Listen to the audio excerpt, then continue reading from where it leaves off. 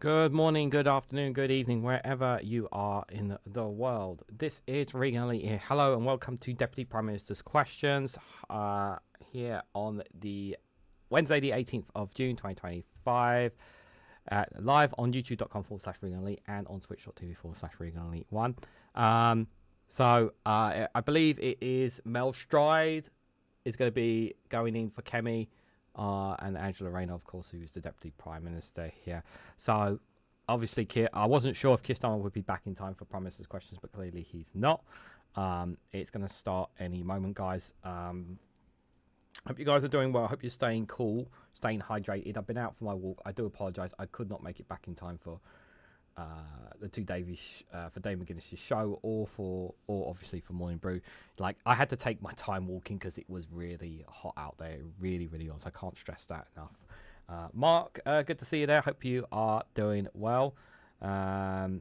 Chris Phillips. Is Chris Phillips going to be here? No, I thought it would be Mel Stride. I hope it's not Chris Phillips. Oh my God, that would be much worse. Good God, I hope it's not Chris Phelps. My God, he's been absolutely god awful. I don't know if I could stomach it. Never mind you guys. I don't know if we can stomach Chris Phelps giving six questions, Deputy Prime Minister questions. I think that's very concerning indeed. No, it's not going to be Chris Phelps because of where he's sitting. You can see where he's sitting. He's not going to be him. I don't think he's going to be there. Aston Kier, good to see you there. Hope you are doing well. Let me just get... Oh, I haven't got Twitch chat out. Let me get Twitch chat out in case anybody says hello from there as well. I'm just keeping it on mute for now, guys. Just bear with me. Before we get going. Boom. There. Right, so just one moment. Chris was on the LBC thumbnail. Well, then why is he sitting? Why is he sitting away from the dispatch box? No. What was the last Deputy Prime Minister's questions? It wasn't Chris Phelps. Who was it instead? It wasn't Mel Stride. It wasn't Chris Phelps. It was someone else. They had someone a little bit more competent. Chris Phelps. God help us.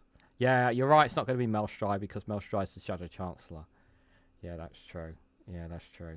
Oh dear. Right. Before we come to Prime Minister's questions, can I welcome to the gallery the Speaker of Pakistan? And we now come to questions. Adrian Ramsey. Question number one, Mr. Speaker. Deputy Prime Minister. Thank you, Mr. Speaker. I've been asked to reply. My right honourable friend, the Prime Minister, has been attending the G7 summit in Canada. In an era of global instability, we are working with our partners to urge de-escalation in the Middle East, put pressure on Russia to agree to a ceasefire and deliver security renewal for the British people. How about calling for a ceasefire from Israel to Iran and calling for a ceasefire from what Israel are doing to Gaza? Oh no, that's asking a bit too much. We can't do that against our Israeli masters. Mr. Speaker, the Air India plane crash last week was devastating. Our thoughts and condolences are with everyone affected by this awful incident, and we're working closely with the Indian authorities to support those in need. And Mr. Speaker, 9 years ago we lost our beloved friend and colleague Jo Cox, who is a beacon of positivity and courage, and her legacy lives on. And I must also take this opportunity to also remember Sir David Amos, much missed by the whole of the House. Mr. Speaker, this Sunday marks Windrush Day. We celebrate the extraordinary contribution the Windrush generation and their descendants to our country. And Mr. Speaker, this morning I had meetings with ministerial colleagues and others, and in addition to my duties in this House, I shall have further such meetings later today. Adrian Ramsey. Thank you, Mr. Speaker. Given the strong consensus across this House on the importance of de-escalation in the deeply worrying conflict between Israel and Iran, does the Deputy Prime Minister agree that the actions of this House must match its words? And will she therefore commit that before any further military support is given to the Israeli government, whether that's the potential deployment of the RAF jets or deployment of armed forces, that her government will first give MPs in this House a free vote? Deputy Prime Minister. Mr. Speaker, the situation in the Middle East is fast-moving and deeply concerning. There is a clear potential for significant and rapid worsening of the situation, and every step that we take, we will always be guided by what the safety of British nationals and the UK national interest. That's why we've deployed jets to the region so that contingency support is in place for our armed forces personnel, and it's why we're asking British nationals to register their presence, and we'll keep all advice under review. Basically, what she's saying is, F off, no, you're not going to have a free vote. We're going to decide, and basically, we're going to use this shield of, oh, we have to protect British national interests in Israel, protect our British nationals out there, and our security and our people and institutions out there. Hence, why we need to be out there. That's basically the legitimate reason. Olivia Bailey. Thank you, Mr. Speaker. Too many of my constituents are stuck in unsuitable housing. And after 14 years of inaction from the party opposite, local families are being split up because there are not enough affordable homes. Can I welcome this government's plans to turbocharge the delivery of social and affordable housing, including through the new National Housing Bank, and ask my right honourable friend to confirm that this government will finally give my constituents the security that they deserve? Deputy Prime Minister. Mr. Speaker, she's absolutely right to talk about the 14 years of failure by the Conservatives. Labour's turning the tide on the housing crisis, and I'm proud to announce today our commitment to establish a new publicly owned National Housing Bank backed by £16 billion of new finance. This includes £2.5 billion, Mr. Speaker, in low-interest loans for social housing to help achieve the biggest uplift to social and affordable housing in a generation. Shadow Home Secretary Chris Phil. God help us all. Thank you, Mr. Speaker. I associate myself with the Deputy Prime Minister's remarks about the tragic air crash in India and, of course, what she said about our dear colleagues Joe Cox and Sir David Amess. I also join her in calling for de-escalation between Israel and Iran, while noting everything possible must be done to stop Iran getting a nuclear weapon. They've only been saying that for 30 years, but okay. Yesterday, the Leader of the Opposition and I met with survivors and family members of the rape gang scandal. Fiona, Teresa, Lucia and Marlon. They told us how authorities deliberately covered up the systematic rape of young girls and some boys by gangs of predominantly Pakistani heritage men. They covered it up because they cared more about so-called community relations than about protecting vulnerable girls. That is disgusting. The survivors told us they will only have confidence in an inquiry if it is independently led, has full statutory powers, covers all 50 towns affected, including Bradford, if those who covered this up are prosecuted, if foreign perpetrators are all deported, if survivors are closely involved, and if it is set up before the summer recess. Can the Deputy Prime Minister give the survivors and their families those assurances? Deputy Prime Minister. Well, Mr. Speaker, first of all, can I thank him for his tone and putting the survivors and victims at the heart of his question here today. I think it's absolutely right that we all look at what's happened over the last couple of decades, the countless reports that we've had, and we look to implement that. He's absolutely right to also talk about the confidence people must have in that independent inquiry.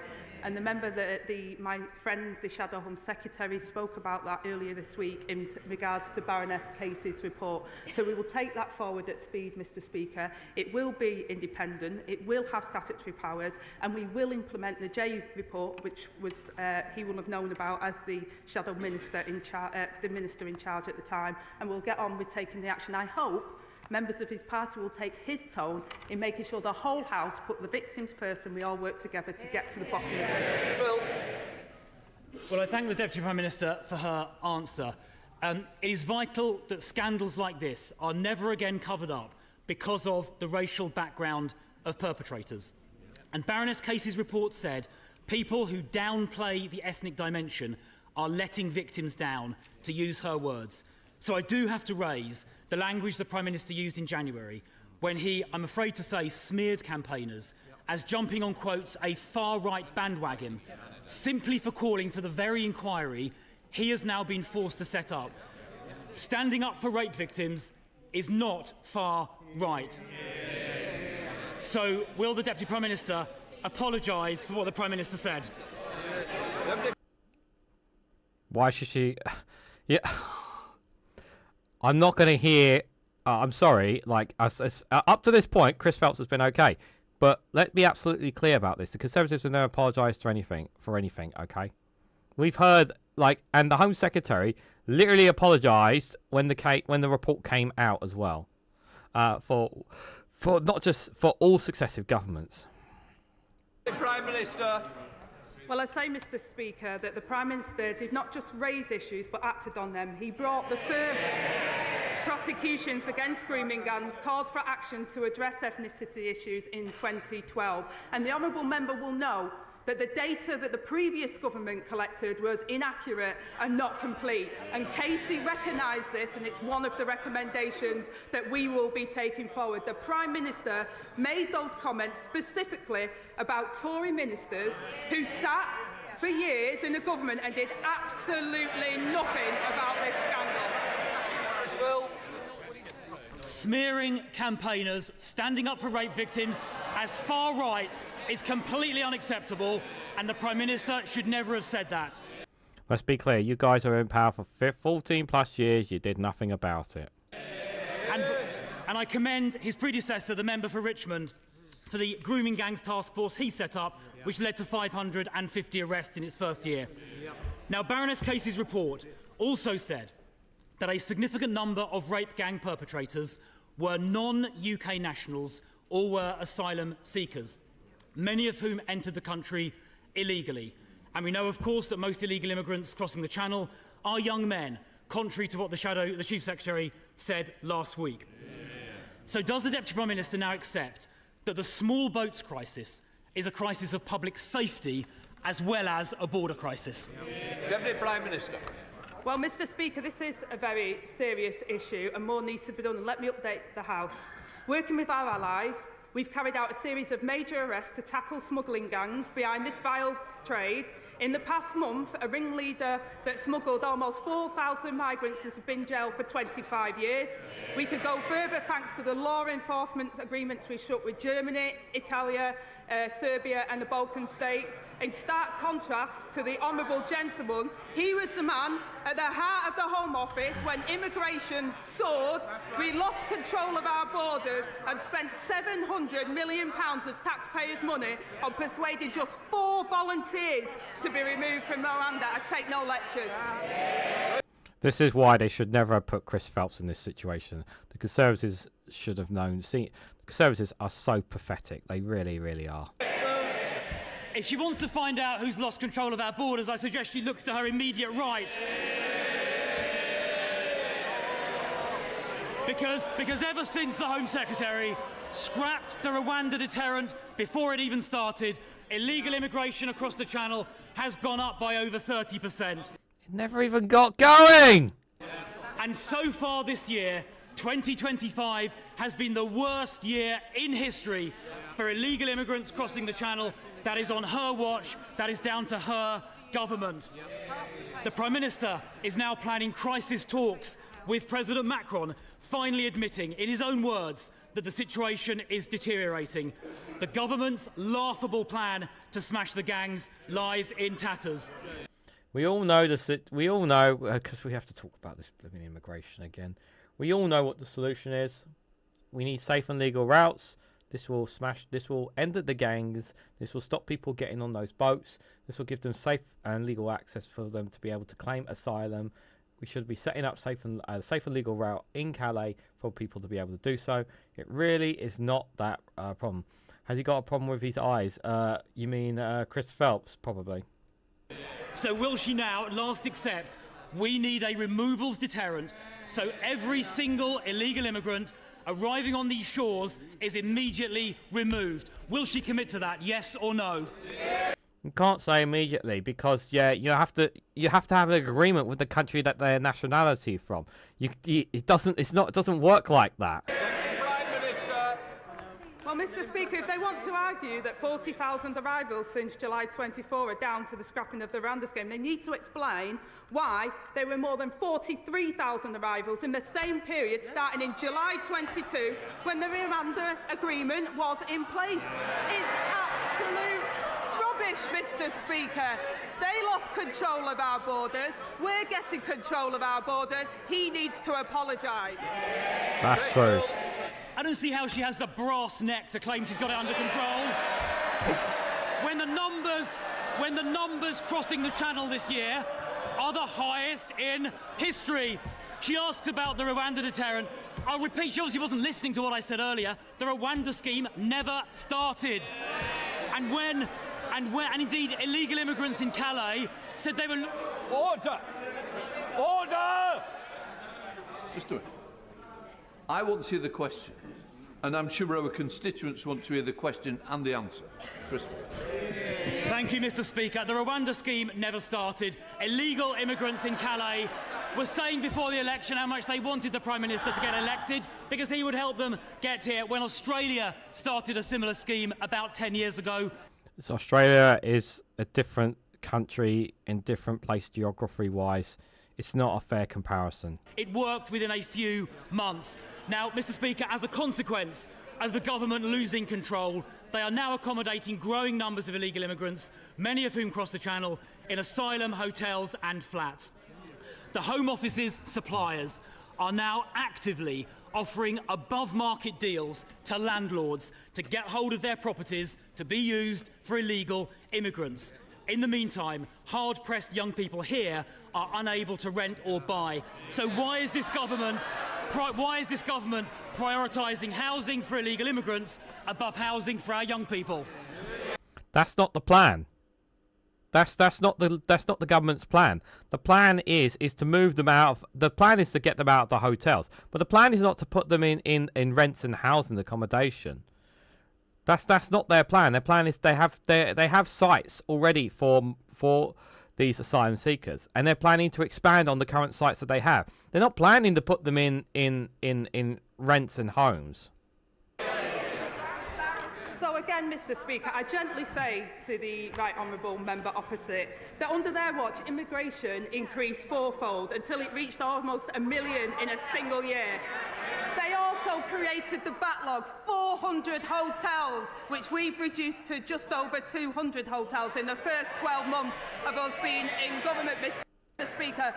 Can't argue that. That's a very good statistic to throw at them. £1 million a day spiffed up the wall because they were so incompetent. We're building the homes that they failed to deliver over 14 years of consecutive failure by their government.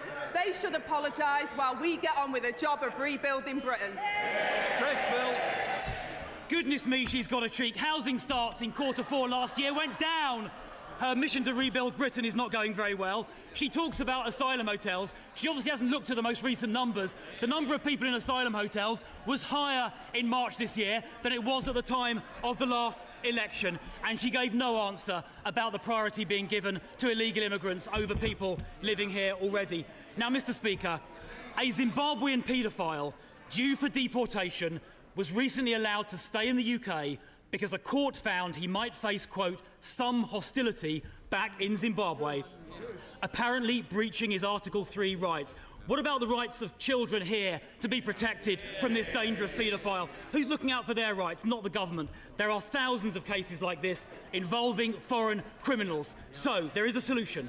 We need to scrap the Human Rights Act for immigration matters so this sovereign parliament decides on the law our courts apply. But her party voted against that. So I have a simple question. Why did the government side with foreign criminals and not the British public? Just before we are, I obviously don't know the specifics of the case that he's referring to, but let me just put this out there because this is really, really important, okay? Now, if this person is who he claims he is to be a paedophile, his nationality is Zimbabwe, and that they couldn't send him back to Zimbabwe because his life would be in danger, the European Convention of Human Rights, to a certain extent, the argument from the perpetrator of it is that he's claiming that his life is in danger. Now, the courts have to make a decision on whether they think that this person's life is in danger. And yes, this is a disgusting, vile. This person is a paedophile. This disgusting person, whatever you might think, you don't want to send someone back to a country only to find themselves getting killed, even if they are guilty of a crime. Okay. But obviously, there needs to be reasonable. There needs to be reasonable information that this person is doing so. Now, Chris Phelps is trying to make the person that our children are not safe by keeping this person in the UK. Well, I don't know about you, but I highly doubt that this person, who is if he is a convicted paedophile, would be allowed back onto the streets. They would probably remain behind bars because they would be considered a threat to the population. So.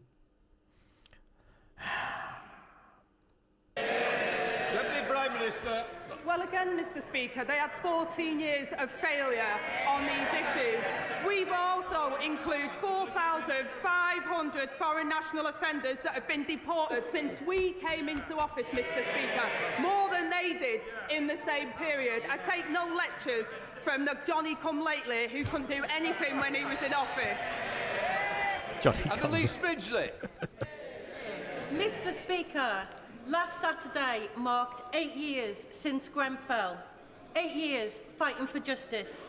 The Hillsborough families, including Margaret Aspinall from Huyton, have campaigned for 36 years for the Hillsborough law. Decades. So can the Deputy Prime Minister tell me today, will this Labour government bring forward the Hillsborough law without delay? Will it honour the promises made to victims of state cover-ups? And will it finally deliver justice for the 97? Deputy Prime Minister. Thank you, Mr. Speaker, and I thank my honourable friend for her question and for the work with campaigners like Margaret in their fight for justice and for mentioning Grenfell, which, of course, with the 8th anniversary was not so long ago. We remain fully committed to bringing in a Hillsborough law. The state has failed victims and their families too many times in the past, and that is precisely why our focus is now on getting the legislation right. I can assure her that measures will be brought forward as soon as we're confident that they will deliver, Mr. Speaker, the justice victims deserve, and we want to do this at pace. Daisy Cooper, Deputy Leader of the Liberal Democrats. Thank you, Mr. Speaker. On behalf of my party, may I associate myself with the Deputy Prime Minister's remarks about the Air India crash. And in a week when we remember the murder of Joe Cox and David Amos, our party's thoughts are with their friends and families and all those in this House who lost their beloved friends. We also remember those who died in Grenfell tragedy. Mr. Speaker, in 2003, we Liberal Democrats were incredibly proud to lead the campaign against the Iraq War.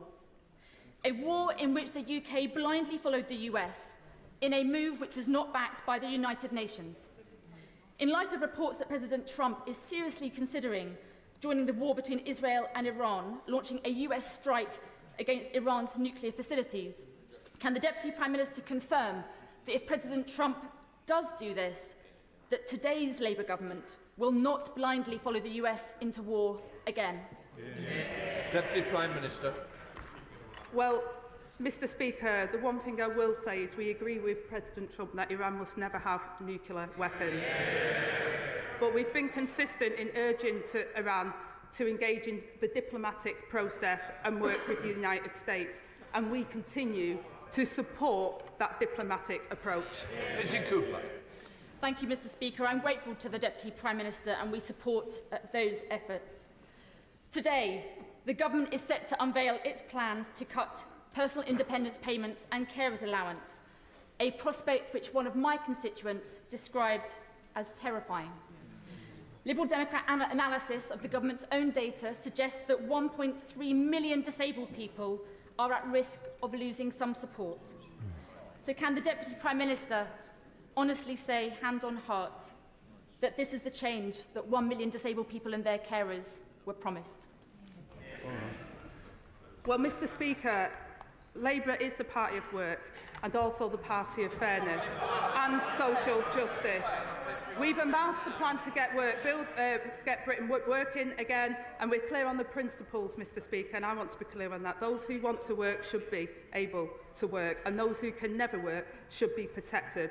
The current system we've inherited doesn't support those that need that support, and also doesn't allow and enable those to get opportunities for employment. I have personal experience of it. I know what the Honourable Lady is saying. I know how some people are fearful of the changes, but this Labour government put its values into place and will ensure that people are supported into it where they can, and where they can't, they are supported. We are the party of the welfare state, Mr Speaker. We set it up back after the Second World War, and we believe it should be there for people who need it, but we should also help people into work.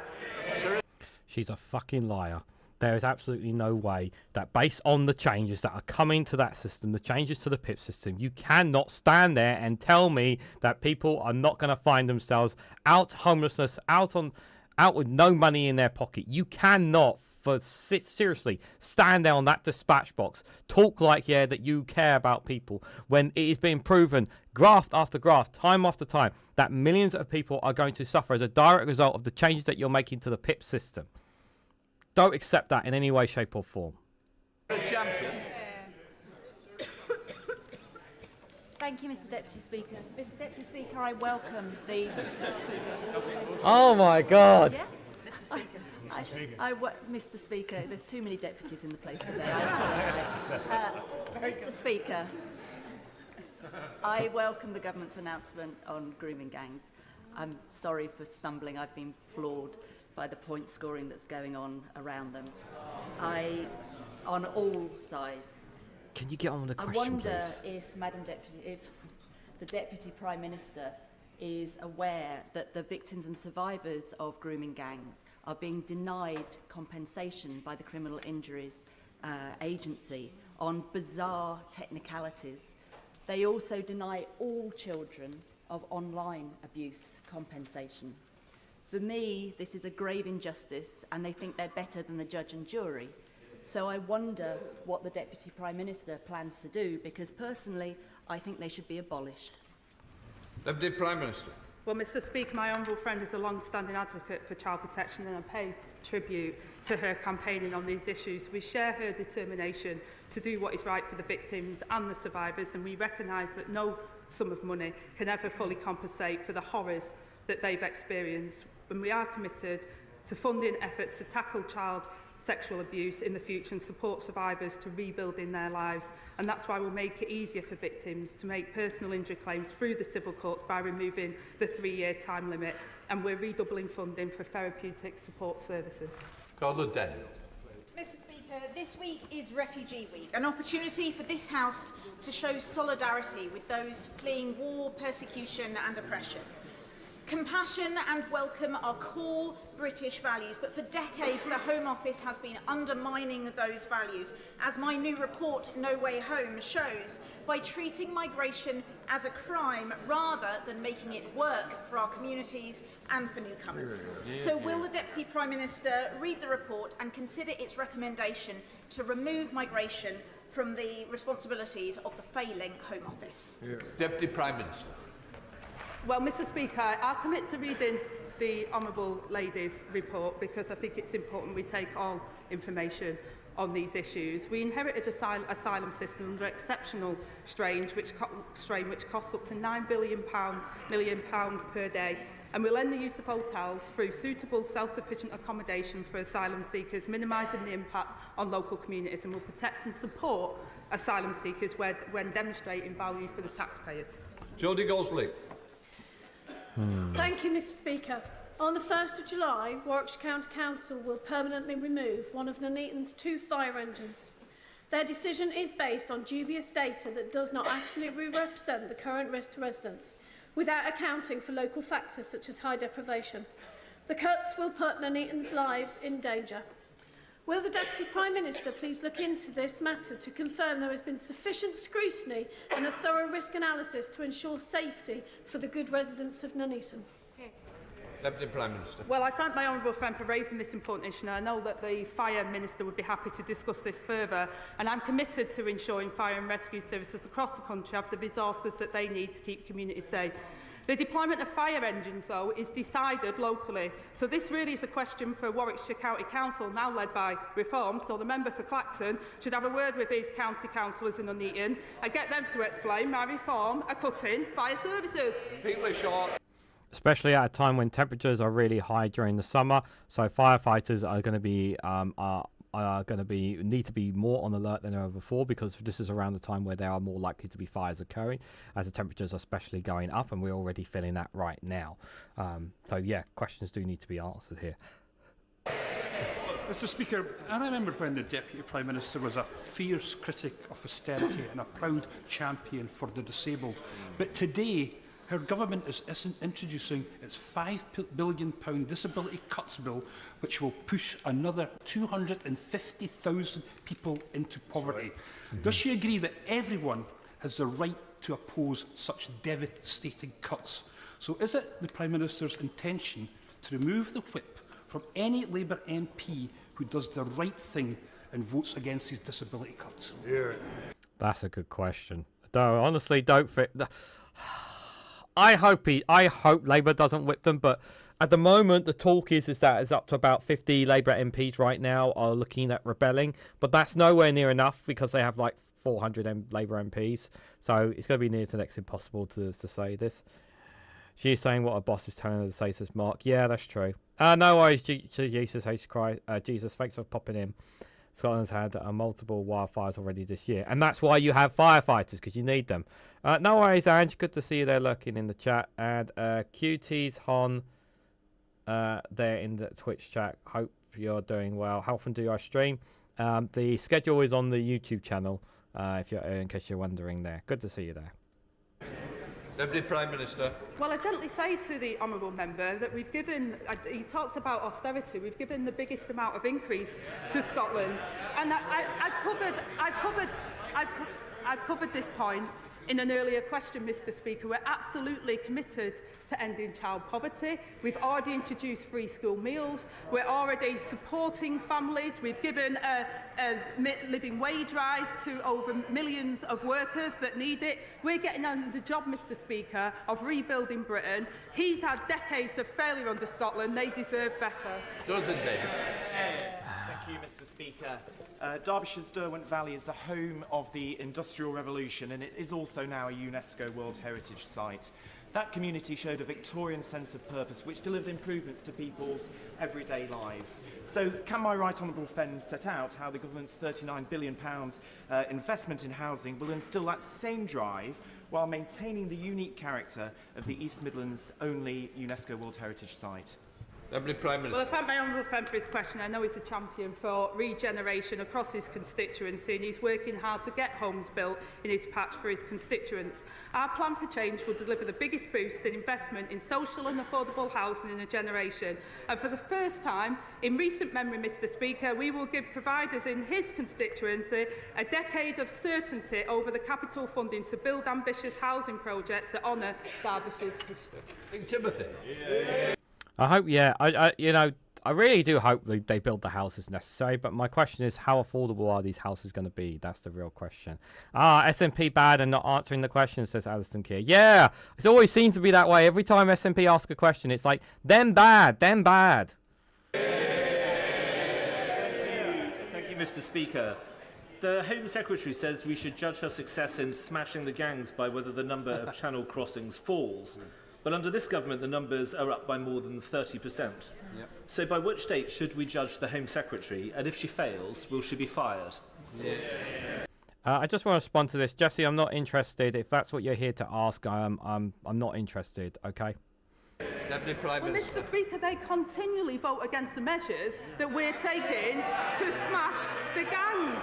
We're getting on with the job, Mr. Speaker, working internationally to disrupt the abhorrent work of these smugglers and gangs, while he harps on from the sideline. He should apologise for their record in government, which was abysmal.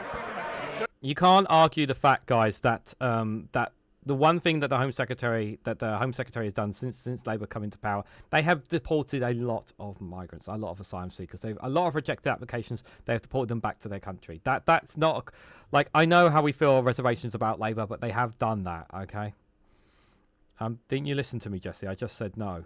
Mr. Speaker, sits because becoming an MP, I've received thousands of pieces of casework from constituents who are stuck on social housing waiting lists.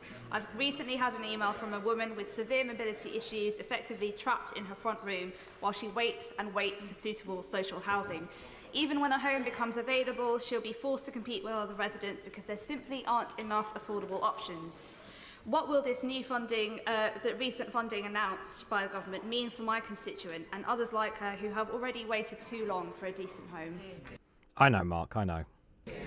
Deputy Prime Minister. Well, I thank my honourable friend, Mr Speaker, for highlighting the case, because it's not an isolated case. We inherited a really dire situation, and there's far too many people that don't have a safe and secure home that meets their needs. My right honourable friend, the Chancellor's announced a record funding, almost double the level provided by the previous government, who ended up handing back the cash for social and affordable homes, and Labour's plan for change, renewing our country and investing in Britain's future. Other House, Sir Edward Lee. When the government, quite rightly, gives full and unequivocal support to Israel in its bid to end the scourge of Iran's nuclear weapons program forever, will the government also work with our allies to try and convince the Israeli government that it's not in the long-term security interests of Israel to carry on with this policy of illegal settlements in the West Bank, which is simply leading to radicalisation and desperation throughout the region? Have not the overwhelming majority of Palestinian people have the right to yearn for peace and security in their own homeland, as the Jews yearn for their homeland for 2,000 years? You're absolutely off your madness when you talk about Israel there. But I'm glad he points out the West Bank and the illegal annexation there. But let's be absolutely clear. I'm trying to talk like bloody Keir Starmer here. But it's true. For 30, 40, 50 years, how long how many times has Netanyahu been coming and saying basically Iran has nuclear weapons, Iran has nuclear weapons? Like, they don't have nuclear weapons. How many times have we said this? This Israel is intentionally trying to start a war with Iran. This is intentional. This is what they want. They want the United States of America to go to war. And they know that this president is the easiest president they could possibly manipulate to go to war with. The easiest they could do so. I cannot stress this enough. The United Kingdom and the European Union must not get involved in this. They must not. It's bad enough that we are involved in what's happening inside Gaza. But it will be deplorable and disheartening. And I probably will do something that I haven't done before. And I will join and march. I don't normally protest, but I will join and march if this government considers supporting Israel, whether it's with air fighters or boots on the ground in attacking Iran, who have done literally nothing wrong. Whatever you might think of Iran, whatever you might think of their regime and the things that they've done, and yes, they have their skeletons in their closet as well, but they weren't the ones who were struck first. It was Israel, and it's important to remember that. The Prime Minister. Mr Speaker, I thank the Father of the House for his important question. Settler violence and expansion in the West Bank is appalling and completely unacceptable.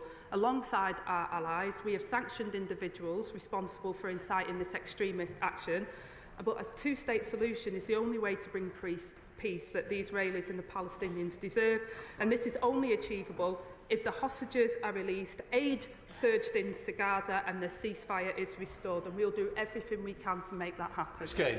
That's not going to happen, because we know that Netanyahu has no intention of calling for peace, and his government has no intention of giving the Palestinians what they want. Thank you, Mr Speaker. In Scotland, over 10,000 children are stuck in temporary accommodation, including many in my constituency of Stirling and Strathallan. Too many families facing soaring rents, long waiting lists and dwindling options. It's just one of so many policy failings that we're all losing count and losing patience as public confidence in the SNP ability to govern collapses. What advice would she have for the Scottish SNP government as they continue to preside over a chronic failure to invest in the social and affordable housing Scotland so desperately needs? You've got nothing better to do than to bash the SNP. Roger Devine, good to see you there. I hope you're doing well. Don't Britain have a lot of concerns in the area, though? Things like shipping and even oil, these are strategic, so won't get mentioned in public. You're right. They do have people, and they do have they do have things in Israel. This is another problematic thing as well. But the public, you have to. But if you take it from a public's perception, is they're not thinking about that. They're thinking about Britain going to war with Iran. The public don't want us going to war. Well, my honourable friend is right, Mr Speaker. Homeless levels are far too high, which has a devastating impact on those affected. Under the SNP, 10,000 children in Scotland shamefully have no fixed home to call their own, a record high. Our decisions have given Scotland a record settlement and the largest since devolution. We saw in Hamilton, Mr Speaker, how Scots are fed up with the SNP's excuses. They've been in power for nearly 2 decades and have nowhere left to hide from their failure. I want to point out that at that Hamilton by-election, I do generally still think a big factor of it swinging to Labour was because of what Nigel Farage said of what the reform did to Annie Sarwar and that whole video footage that they did against them. Ann Davies.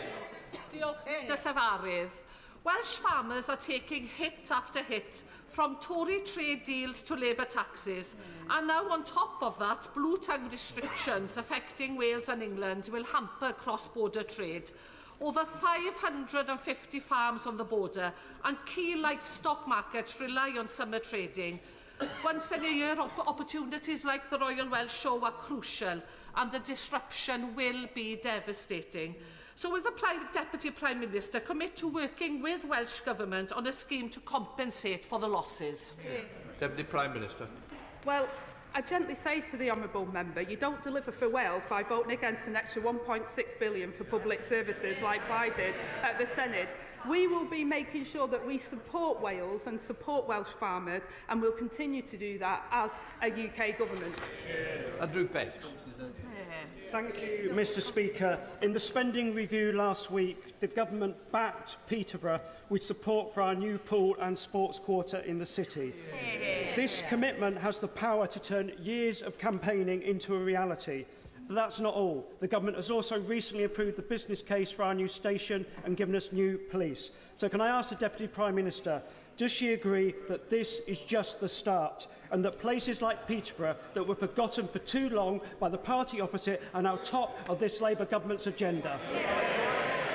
Well, I thank my honourable friend for his comments, and flagged by the 2 ladies that have made sure that those things happen. The Chancellor's guaranteed funding to accelerate projects like Peterborough's new sports quarter, including, Mr Speaker, a new Olympic-sized swimming pool.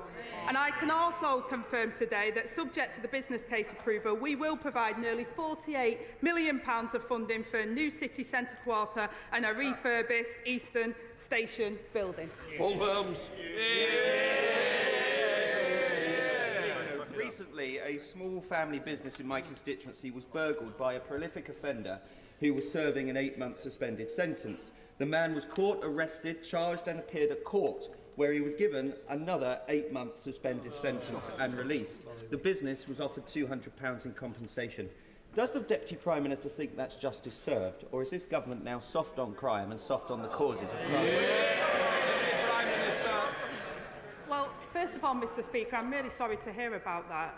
Hard-working business people that spend a lot of their time building up a business should expect the full force of the law to protect their property and protect their interests. And can I also, while I've got the opportunity, congratulate the honourable member for running Hamble Valley's very first pub competition this year. I hope I'm going to get an invite.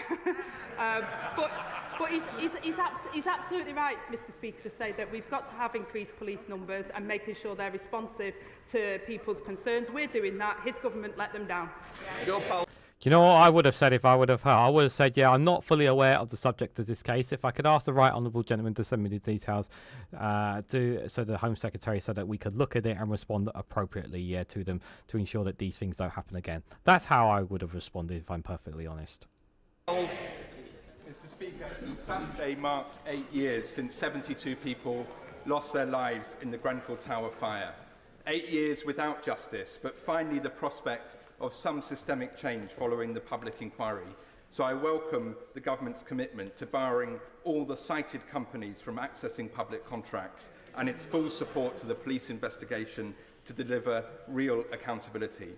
Can the Deputy Prime Minister also reassure our community that alongside the Hillsborough law, the government will consider some independent oversight so that victims from the post office to Hillsborough to Grenfell know inquiry recommendations will actually lead to real change. I wonder why Waspy wasn't mentioned, guys. Just putting that out there. Prime Minister. I thank my honourable friend. The Grenfell fire was a national tragedy, and we must never forget the 72 lives that were lost, and it was an honour to pay my respects at the 8th anniversary at the weekend.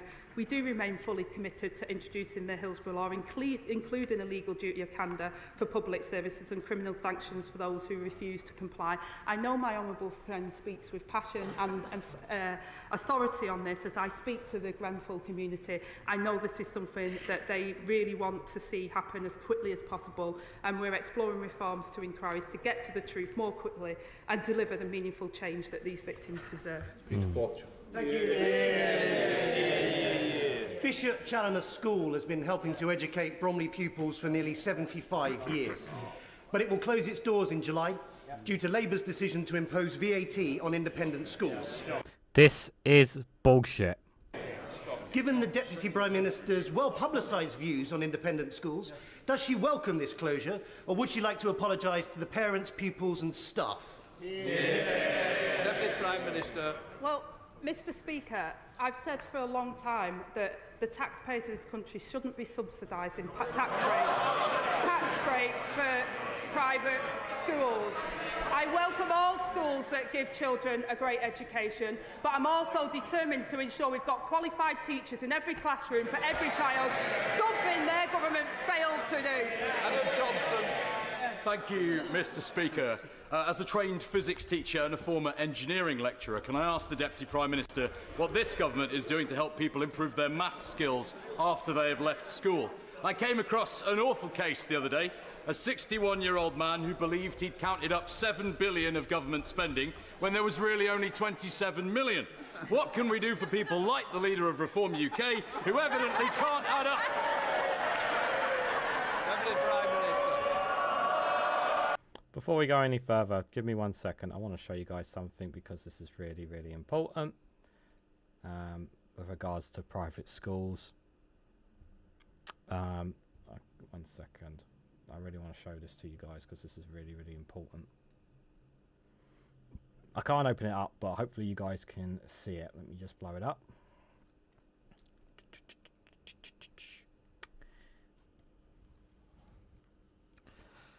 Private schools, state schools. So whenever you hear anybody complaining about private schools paying more, you only need to literally go to Google and you type school funding versus private school funding along those lines, and you will see this graph. Remember that every time somebody tells you or complains about that shit, guys, don't listen to them. Mr Speaker, my honourable friend highlights an important fact. Reform sums simply don't add up. He'll be pleased to know that we're investing £136 million for skills boot camps, and I will be sure to send the details to the honourable member for Clapton. Please, Deputy. I think I might go. Let me go back and listen to that question because I don't think I fully listened to that question, so I do apologise. Engineering lecturer, can I ask the Deputy Prime Minister what this government is doing to help people improve their maths skills after they have left school? I came across an awful case the other day. A 61-year-old man who believed he'd counted up 7 billion of government spending when there was really only 27 million. What can we do for people like the leader of Reform UK, who evidently can't add up? Oh,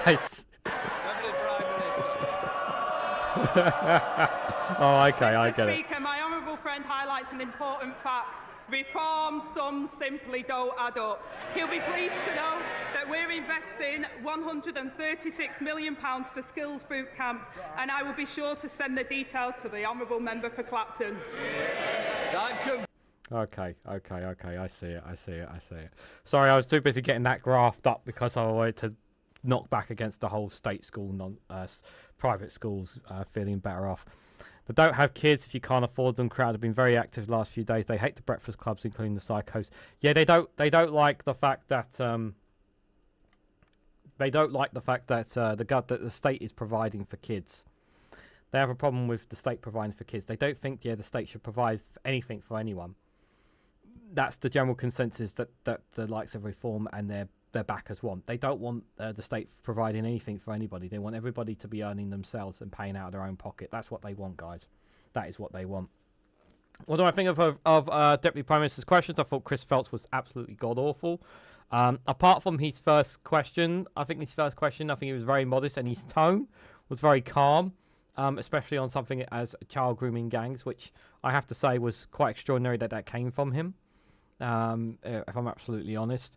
I really hope we don't get too many Deputy Prime Minister's questions, not because I don't want to hear from Angela Rayner, but just because I don't want to hear from Chris Phelps, guys. That's the general reason on that there. Nothing really too much to remember from that, if I'm absolutely honest. Are we going to see too much change from it? Probably not. Anyway, the budget's not going to be until October as well, so we'll have to wait and see. But we may cover some additional stuff regarding PMQs tonight on the Snowflake Watch. I doubt we'll cover too much around it, because obviously, of course, there's a war happening right now, and that's going to probably take more precedent on tonight on the Snowflake Watch, guys. Tonight at 8 p.m. So if you can join me for that, feel free to do so. I want to say thank you guys all for coming along. Thank you guys for all your comments. If you've just popped in or popped out, or if you come along, it's greatly appreciated. Thank you for them both, and also for your comments on Twitch as well. Have a wonderful day, whatever you guys are doing. It is very warm out there, so please drink, please stay hydrated as much as you possibly can. But before I go, just a quick reminder to hit that like button, share this across social media, subscribe if you haven't to already, check out Rumble and Patreon for exclusive content on those platforms, and thank you all so much for watching, and I hope to catch you all very, very soon.